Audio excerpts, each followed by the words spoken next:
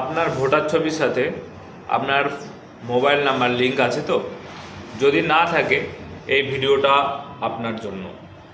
এখন আর লিঙ্ক করার জন্য কোনো অনলাইনে দোকান বা কোনো সেন্টারে যেতে হবে না। বাড়িতে বসে 2 মিনিটে তুমি তোমার স্মার্টফোনের সাহায্যে ভোটার ছবির সাথে ফোন নাম্বার লিঙ্ক করতে পারো। কীভাবে করবে সেটা জানতে হলে আমার এই ভিডিওটা পুরো দেখতে হবে।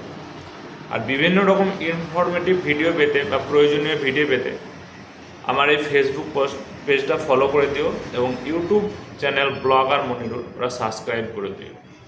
চলুন দেখা যাক।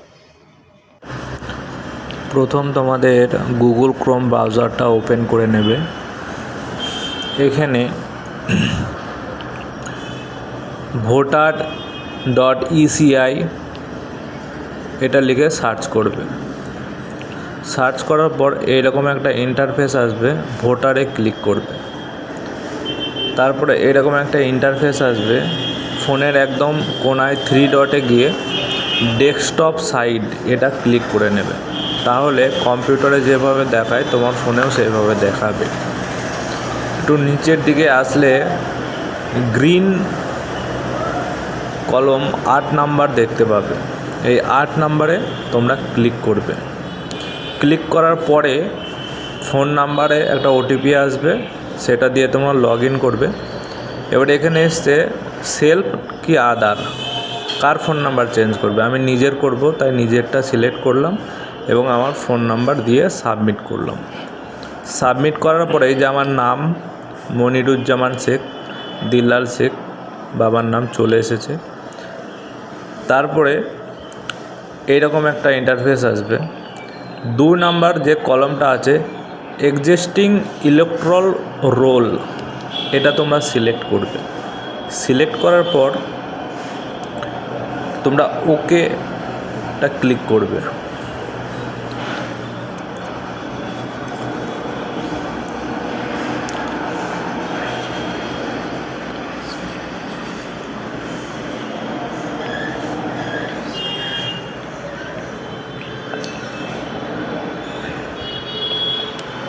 তারপরে এইরকম একটা ইন্টারফেস আসবে, আমার state West Bengal, district Nadia, আমার যে অ্যাসেম্বলি কনস্টিটিউশন সেটা পলাশিপাড়া চলে এসেছে, আমার নাম এপিক নাম্বার সব চলে এসেছে।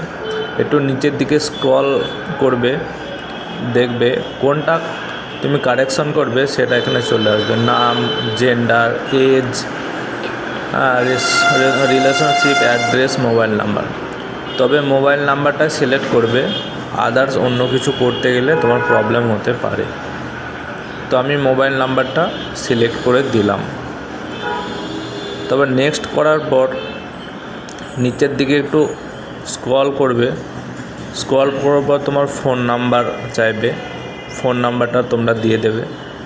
যে সঠিক যে ফোন নাম্বারটা থাকবে সেটা তোমরা দিয়ে দেবে। দিয়ে দেওয়ার পর ফোন নাম্বারে একটা ওটিপি যাবে। ওটিপিটা তোমাকে বসাতে হবে এবং এখানে যে ক্যাপচার আছে MTDS37, এই ক্যাপচারটা তোমাকে বসাতে হবে। ক্যাপচারটা বসানোর পরে এখানে সেভ অ্যান্ড সাবমিট যেটা আছে এখানে তোমাকে ক্লিক করতে হবে। তাহলেই তুমি